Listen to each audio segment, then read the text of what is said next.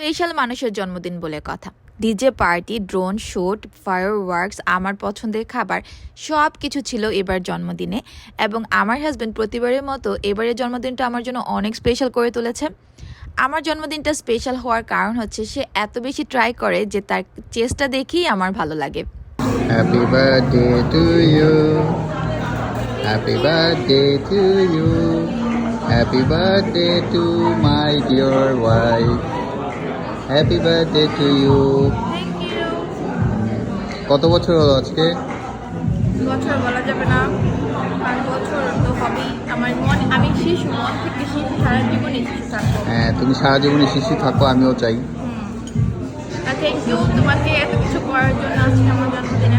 South কোরিয়াতে গঙ্গালিতে প্রতি শনিবারই হচ্ছে ড্রোন শুট হয়। কিন্তু একটা অদ্ভুত বিষয় কি জানেন, আমার তো প্রায় 3 বছর হয়ে যাচ্ছে সাউথ কোরিয়াতে এসেছি। আমি 3বার গিয়ে এখান থেকে ঘুরে এসেছি। ওয়েদারের কারণে কোনো একটা রিজনে আমি ড্রোন শুট দেখতে পারিনি। অবশেষে আমার জন্মদিনের দিনই আমার ইচ্ছাটা পূরণ হয়েছে। আমি তো বলছিলাম যে আশিক, এবার যদি কোনো কারণে ক্যান্সেল হয় আমি আর জীবনেও শনিবারে আসবো না, কারণ প্রতিবারই ঘুরে যাচ্ছিলাম আর খারাপ লাগছিল। তারপর এখানে হচ্ছে গঙ্গালিতে ইয়ট আছে, এই শিপগুলোতে ঘুরে একদম পুরো গঙ্গালি দেখা যায়। আমার হাজব্যান্ড অনেক ট্রাই করেছে হচ্ছে আগে থেকে বুকিং দেওয়ার জন্য। মূলত এবার জন্মদিন উপলক্ষে আমাদের প্ল্যানই ছিল এটা যে আমরা ইয়টে উঠবো, তারপর ঘুরবো আর ফায়ারওয়ার্কস দেখবো। এনিওয়ে লাস্ট মোমেন্টে ডিসিশন নেওয়ার কারণে উইকেন্ডে যেহেতু অনেক বেশি রাশ থাকে আমরা আর হচ্ছে গিয়ে বুকিং করতে পারিনি। কিন্তু এখানে আসার পর ফায়ারওয়ার্কস ঠিকই দেখতে পেরেছি, তাই আর কোনো কষ্ট লাগেনি। আমার বার্থডে উপলক্ষে তুমি পার্টি থ্রো করেছো। গঙ্গালিতে অনেক ধরনের অ্যাক্টিভিটিস হয় এভরি উইকেন্ডেই। যেমন এই উইকেন্ডে হচ্ছে এটা কনসার্ট অর ডিজে পার্টি বলা যেতে পারে ছিল। তো আমি আমার হাজব্যান্ডের সাথে দুষ্টামি করছিলাম যে তুমি কি আমার জন্য অ্যারেঞ্জ করেছো। সো আমি এত বেশি মিউজিক লাভার না, বা ডিজে পার্টি এগুলো তো আমার সাথে যাই না। আমি জাস্ট একটু দাঁড়িয়েছিলাম, তারপর চলে যাই। তারপর একটা ক্যাফেতে যাই এবং সেখানে গিয়ে কেক খাবো না জন্মদিনের দিন, সেটা তো হয় না। বাট আমার ড্রেসটা কেমন হয়েছে জন্মদিনের অবশ্যই বলবেন।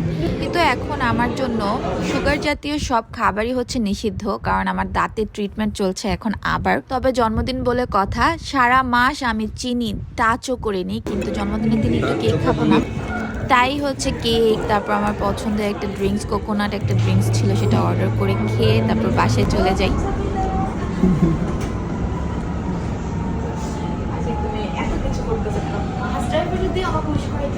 আর আমার জন্মদিনের এই 2টা দিন আমার জন্য অনেক মজার ছিল, কারণ আমি বারবার আমার জামাইকে বলছিলাম যে উইশ করো। আমি আসলে আমার জামাইয়ের সাথে দুষ্টামি করছিলাম, সে আসলে এত ঢং করে কথা বলতে পারে না। আর আমি প্রথম দিন আশিককে যেরকম দেখেছি আজকে পর্যন্ত সে সেমই আছে। আর যেটা হচ্ছে আমার কাছে সব থেকে গুরুত্বপূর্ণ, যে সময়ের সাথে সাথে সে পরিবর্তন হয় না। তো পরের দিন আমরা সলভিং খেতে গিয়েছিলাম। এটা কোরিয়ানদের অনেক একটা ফেমাস হচ্ছে গিয়ে মিষ্টি জাতীয় খাবার। এই ভিডিওটা না অনেক ট্রেন্ডি, আমি অনেক দেখেছি সবাই তৈরি করে। তারপর আমি একটু ট্রাই করলাম, যদিও এখানে আসলে ক্যান্ডেলগুলো ছিল না, আমরা আলাদা কিনে তারপর গিয়েছি নিয়ে।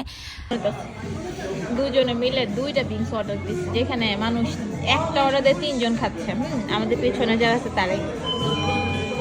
আমার জামাইও খাইতে পারবো না, আমিও খাইতে পারতাম না। আল্লাহ, আমরা এমন ব্যাপার কেন? সত্যি করে বলবেন তো, আপনারা কেউ কি আমার মতো আছেন যে রেস্টুরেন্ট বা ক্যাফেতে গেলে যে এক্সট্রা টিস্যুগুলো থাকে সেগুলো নিজে ব্যাগে করে নিয়ে আসেন? আমি তো এগুলো বাংলাদেশ থেকে করে অভ্যস্ত, কারণ আমি টাকা দিয়েছি খাবারের, টিস্যু টাকাও তো দিয়েছি, তাই না? এটা তো আমার অধিকার। আচ্ছা, আমরা তো একসাথে বাসে যেতেছি, আমার জামাই এত দূরে কই যায়? পরে কেবল সামনে দাঁড়ায় থাকে আমার জন্য, বুঝলাম না।